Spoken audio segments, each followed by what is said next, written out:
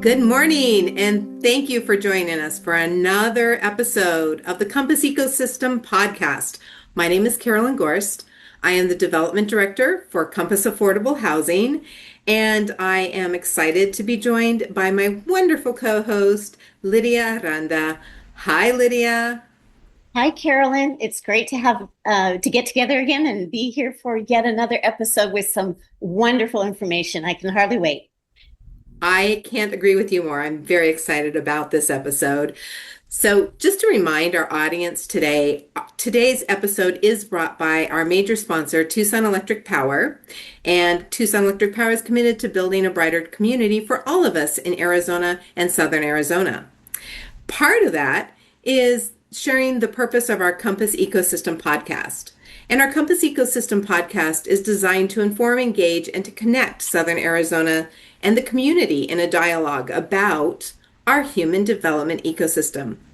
And I think we have a team here today that really is doing a wonderful job of creating space for people to find their voice. We are joined by the team from Seven Sound & Co. Media Group. Hi, Corey, Kelley, and Amber. Thank you so much for joining us. Thanks for having us. We're stoked to be here. So, Corey, first off, would you go ahead and introduce your team or have them introduce themselves? Yeah, gladly. I'm Corey Ferrugia, and I'm an artist and a music producer. And accompanied to my right and left, we've got Amber, who goes by Maven, our art director, Kelley, our publishing director. Say hello. Hi, so Amber, art director, head of design, lead illustrator, and social media director. I'm Kelley Kain, and I do handle our publishing, much of our operations, and I'm also one of our writers and authors. Can you help us understand who is your client? Who is the participant that you want to serve? That's an awesome question. I could lead it off. Essentially, my story as an artist in development. I realized that although there was wonderful things that I gleaned from the public school system and even being a graduate from the University of Arizona in the music school, which was amazing, and also even growing up in the church from having roots in gospel and playing, multiple instruments and singing and all that. Essentially, they each of these kind of realms where I gleaned art and music skills had their limits of what I was feeling called to as a very focused artist. I didn't know where to get direct support and development. So then I go to Hollywood. I don't recommend it. But I spent 10 years in Hollywood and learned about the recorded media business and did lots. I had an incredible experience as a producer and a writer and working with all sorts of world-class artists.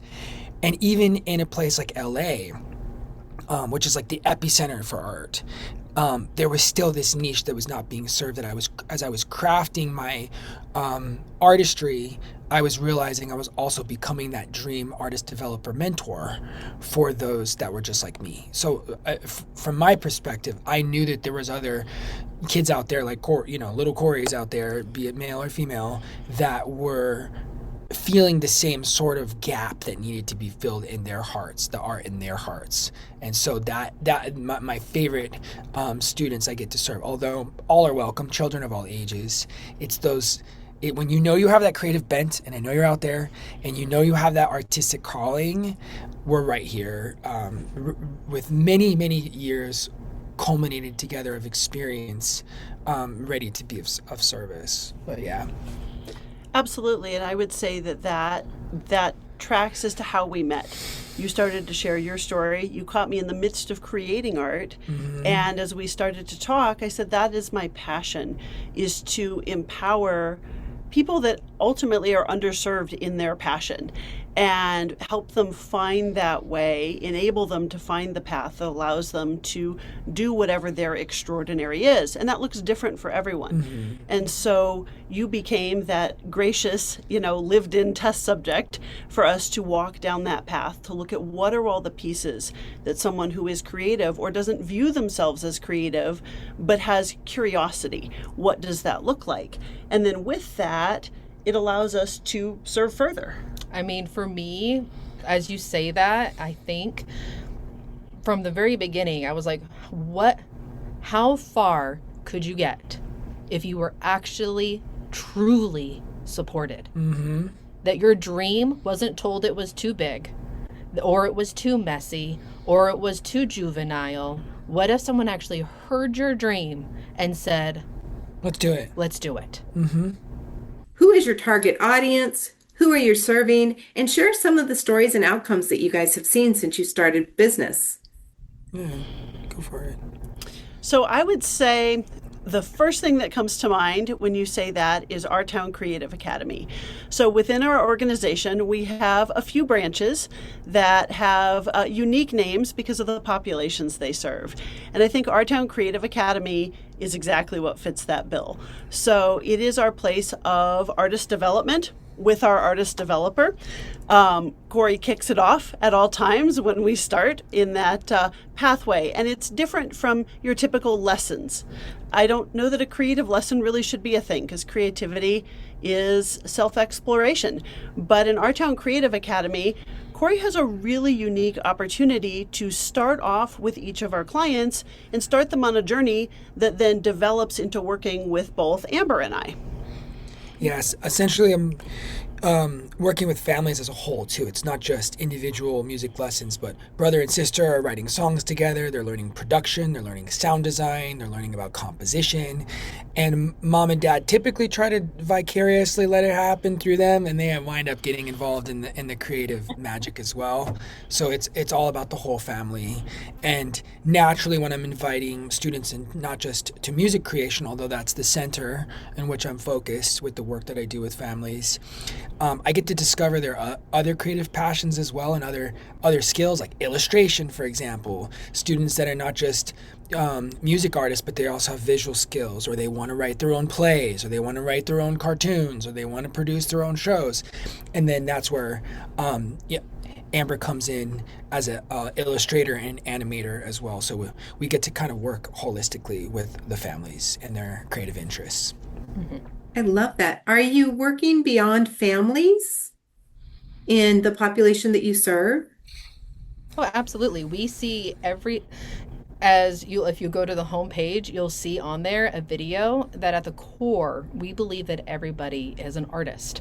Whatever their craft is, whatever pulls to them, the way that, as I see it anyways, how their soul kind of wants to resonate and speak out into community and out into the world. And so being able to take those people and kind of like give them the information that every single one of us has. That's the beauty of the three of us coming together, is you don't just get one perspective, you get three. So where Corey is very strong in musical, Kelley with words and writing, and me with visual, they get the opportunity. It's kind of like custom. Again, can you really put such a strict guideline on creativity and artistry? Or do you need a team that can kind of work together to be like, you know what, I think it's time for you to go to Corey. I think it's time for you to see Kelley. Mm-hmm. And being a devoted artist pretty much my whole life, I'm kind of the guinea pig, the lead artist, and I figure that what I've learned an artist needs at the core, probably any artist needs, and in all of my travels and traversing and discovery and experimentation as an artist, really what I was asking for, although a big bag of money would be great and being signed to a label sounds interesting, really that's not what it is. At the essence, I need a dream team. I need a team of people that do the skills that I'm not good at. So publishing, marketing, and directing, and okay, a song is amazing, but most people are visual. So what about the music video? So you can technically do those things in this independent world by yourself, but it gets so much more amplified, and there's such a stronger impact. And when you really care about the art you're creating and the messages and the music and the melodies, in my case, you want it to reach whoever it's meant for, and that takes a whole team. That takes a dream team, actually. Wow, I love the fact that you are addressing it as a dream team with each person having a specialty. And I'm pretty sure that Lydia, you have a couple questions that you are just dying to ask. Oh, I do. And I know that we're going to cover so much throughout this whole episode. But one thing that comes to mind as I'm watching all of your expressions and hearing the enthusiasm for Dream Team, I'm focused on both sides of that word. You've talked a little bit about team, and touching into perhaps the dreams of others. I can't think of anything more exciting and curious and interesting than to be able to help others find their way into their dream. I wonder what kind of dreams you've seen happen. I think that's a great question to come back with as we take a break right here and hear from our sponsor. It's important that Tucson Electric Power partner with agencies like Compass Affordable Housing to ensure the members of our community have access to the resources that they need. We understand that we're operating in an affordability crisis, and this is not something that can be solved alone. Together, we can achieve so much more. And we're back, and we want to first give our thanks to this segment's sponsor, which is Pima County Short-Term Crisis Emergency Resources Grant.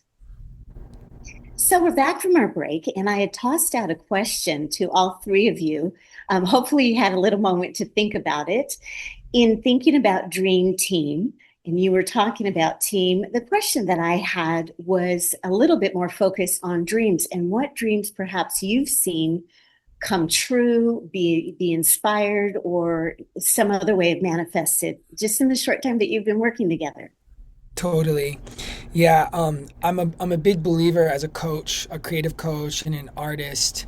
Always out in front is this spirit that wants to lead by example. I don't feel authentic as a teacher, as a developer, if I'm inviting students into something I haven't done myself. And maybe not everybody believes that way, but that's just always. I've been very blessed by having wonderful mentors throughout my life, and instead of telling me or things or talking at me, they were better at showing me by example. So I really try to follow suit. So this is a testament of my dream coming true right here, at least the start of a very big dream to come true. And this is my very first book. And it is an illustrated storybook of lyrical love letters. So what you'll see if I kind of flip through this, I won't give it away. You're going to have to get it yourself. But it is essentially a book of lyrics to an album of 8 songs. And you'll see there's wonderful illustrations, there's photography, and, it's really, really interesting because this was our first all-in project of saying, hey, you do illustration, you do publishing, I have this unbelievable amount of songs and I don't know what to do with them. And I think it was you, Kelley, you're like, why don't we turn this into a book? Because I started producing this as a solo show, like a play. Mm-hmm. And I was like, all right, I'm going to put together an album of songs in one show. And once I started experimenting with voiceover, because I wanted the audience to be brought into the narrative in my head, a lot of times you don't get to know the story behind the songs. Right. So I made this little exchange with the audience. Like, if I sing you a song, you let me tell you a story because I think you like the story of the song. And that just became this like spark that just continued to grow. And Amber's like, wait a minute, if you're going to put together narrative in between each of these songs, making it a play, have you thought about maybe each of these pieces having an original illustration? I was like, no, but I am now. And then And we took and then we filmed these beautiful music videos that are actually out all around Tucson. And so the music videos go with if you were to watch the music videos, you could hear the songs, you could listen to the records, and there's an audiobook experience as well. So this was just us going nuts, showing what we could do as a group. And I'm super proud of this. And it's literally just the beginning and just the warm up. But I mean, what was your perspective like for the both of you going through this as well? Because you guys rallied around, essentially at the core of this was an album, and I was ready to just do what most music artists do. It's just like, oh, I'm going to put out an album, and probably most people won't really hear it. Again, it very much goes on what I said, that there's three different people and three perspectives, because we each see a project so differently.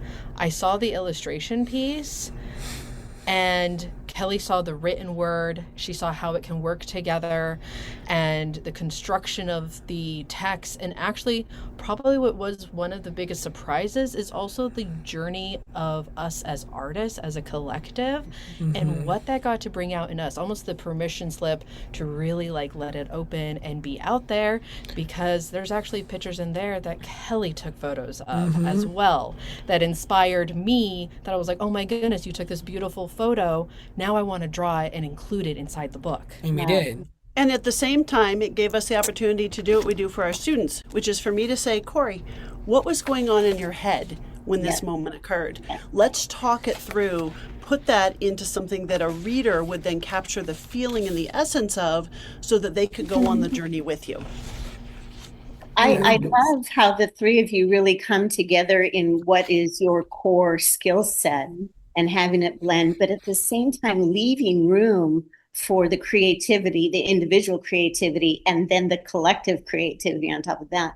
And you said something really interesting, Kelley. Well, each of you have said it, but Kelley, what you just summarized, you said, let's now think about what the students can gain from this. So as an issue, let's say, sounds to me like Seven Sound & Co. Media Group does much more than just sound and media, but really you're tackling perhaps workforce development and career pathing, certainly education and learning, a creative outlet. Maybe that's a little mental and emotional well-being in community. I mean, I'm hearing so much, but I don't want to put words in your mouth. What would you say some of those top issues are? Absolutely. Oh, yeah. I think the Caleb story probably encapsulates it. So I have been a lifelong educator as a professional, and each of us, we learned over time, are all educators.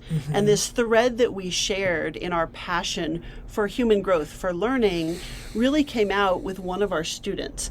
So Caleb was a young man that, Corey, you had a relationship with and you knew, and he came in with a vision that was grand. It was incredible. But then what it has morphed into, as he saw the world of possibility and how he has grown in that, he's now a few years in, and he sees career path out of this. He sees opportunity. So Corey, since you've worked with him, where do we start? It's amazing. So first of all, you know, it's just kind of cool. Over the years, I've been able to see these like serendipitous sort of connections. But Caleb is now 18 years old. I met him when he was 16, but I was introduced to him when he was in his womb, his mother's womb, because I knew his mom from years ago. So I was kind of around in his life. She made sure to remind me of this, and she goes, "We have this really creative kid, and we don't know what to do with him." I'm like, "Bring him my way," you know. And normally I'm like, "What do you got, kid? Let's hear it." And he's like, "Well, I'm really passionate about puppets." And not only was he really passionate about puppets, he was producing a podcast on his own of the chronology of Jim Henson and everything he's ever created since the 40s.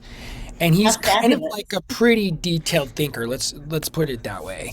Very highly functioning, extremely brilliant young man. And to be honest, at first I was like, you know, I'm a little overwhelmed by your visit. His vision was he wanted to create his own puppet musical comedy show. And I was like, well, I don't know the first thing about puppets, but we're going to do this. We're going to figure it out. And so from a puppet casting call where we had 50 puppets on a couch and we had to pick 9 of them that were going to make the cut for his show, we had to figure out what their names were going to be, what those puppets sound like, all the way getting into scripting and making original music for this. It's been now 2 years of a journey. And so one thing leads to another, and it's like, wow, we've got a franchise here. We've got a product. So then Kelley gets to walk him through probably one of your favorite things to do with our students. He's now owns his own publishing company. We're in the process of setting up his own entire ecosystem as a creative director, his career path as a creative director. And Amber took it a whole step further. He didn't even he thought he was overwhelming us, but then we responded and we're like, oh, you've inspired us, now we're going to inspire you. And Amber comes in and takes his puppets and illustrated them by hand, turned each of the puppets into illustrated characters, and now they are animations. So we're turning it into a mixed media cartoon as well. So isn't that crazy? That is so exciting, and I love the give and take that happens in that. Carolyn, I don't mean to dominate here. Please jump in. I know that I know a couple of questions that are probably in your mind, but I did want to say that in this process, one of the things that maybe we can talk about going through all this is helping. I'm just so excited about people. I know they're going to want to perhaps try out seeing how they stick their toe into this process and experience. But I wonder how that would be. Carolyn, what do you think? I think that's a great question, but we're going to take a quick break here. I really appreciate you guys walking us through how some of your guests are already participating in the creative ecosystem that you've developed. When we come back, we're going to take a quick break here to hear from one of our sponsors, and we'll close out with a final question. Annually, we give to local organizations who are running programs and making great strides in what we call the social determinants of health. It's incredible the work that they're doing, and we're just really proud to be a part of it. And we're back. Thank you to our sponsor, Tucson Osteopathic Medical Foundation, who is hosting this last segment, sponsoring this last segment for us. As we touched on before our break, the idea that you are creating an ecosystem for creative outlets that is also creating a social connection for people. And I'd really like to take this, our last time together, for you to dig down into talking to Southern Arizona residents right now, talk directly to them and tell them who needs your service and how they can participate. Because there's people out there right now that don't see themselves as Corey or Caleb or Kelley or Amber. They're like, I'm not creative. But they have creativity locked inside of them. Absolutely. So I think the base assumption there has to start with the fact that we were all children once, and that everyone has a creative passion, but it doesn't always look like writing a book, producing music, or even creating something visual, but that there's art in everyday life. And we had an adult that passed through giving us this reflection that I think is really perfect for this moment. Amber, who was the adult and what did they share with us? It was really interesting because she watched that first video on our site that I referenced earlier, and she had never seen, as she is like longer in like earlier or later in her years now, she's a pharmacist, and she never thought that what she did was art, that she has a passion for the organization and she has a passion for everything that she does and the education with it, that she is an artist and her art starts there. And so with those pieces, whether you see yourself as a creative or maybe not, there's art in business. There's art in trades. In parenting, in everything. And so across the gamut of what we consider creativity, it's really a permission slip to dream. And I think with that, those are the moments where we can say, what do we serve and how can we serve people? Ask a question. Simply show up and let's have that rich conversation to find out what it is that drives your passion. Or maybe that's the mission you're on and we can help you discover it.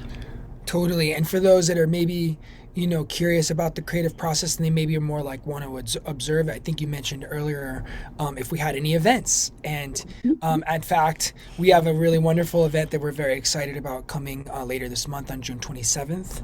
That's going to be hosted here in the Catalyst Creative Space in the Tucson Mall. For those of you Southern Arizonans that don't know, there is a state-of-the-art creator space inside the Tucson Mall where we have our little office here, our recording studio. And just yesterday, in fact, we mobilized a whole gang of people and got a media release.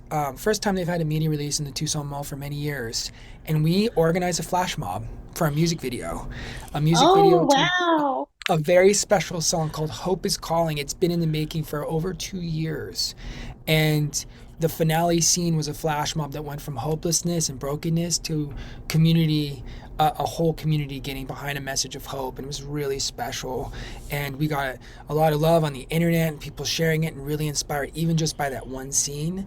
But on the 27th is an opportunity to see the premiere of the entire music video. We've been filming it with Esperanza Dance, which is an amazing dance company that works here too. And we filmed all around the Southwest and got scenes from Tucson, and we're putting it all together in this beautiful story to uplift hope. We're a group of sovereign artists that just want to uplift a message that hopefully everyone can get behind. I think there's now more than ever, we could all use some hope.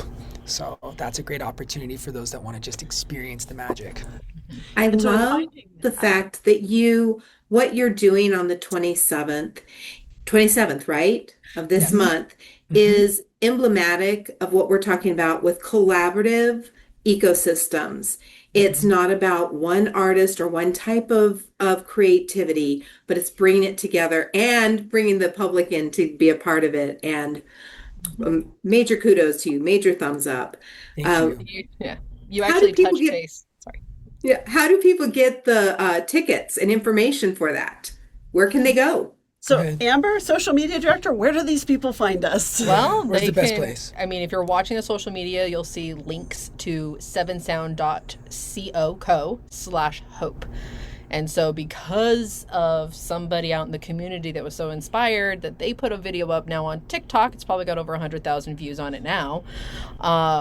We had to very quickly pivot and make sure that that link was up. So it is live and it is up. You can RSVP. You can say that you're interested, that you want to come be part of the movement of hope and get to meet the dancers, get to meet us and ask those Q&A questions and hopefully get inspiration. Yeah. This is a free community event. Yes. So we're asking for RSVPs so we know how many chairs we need. But where else do they find us? If someone wants to get in touch with us, what is it that they should do to best find us?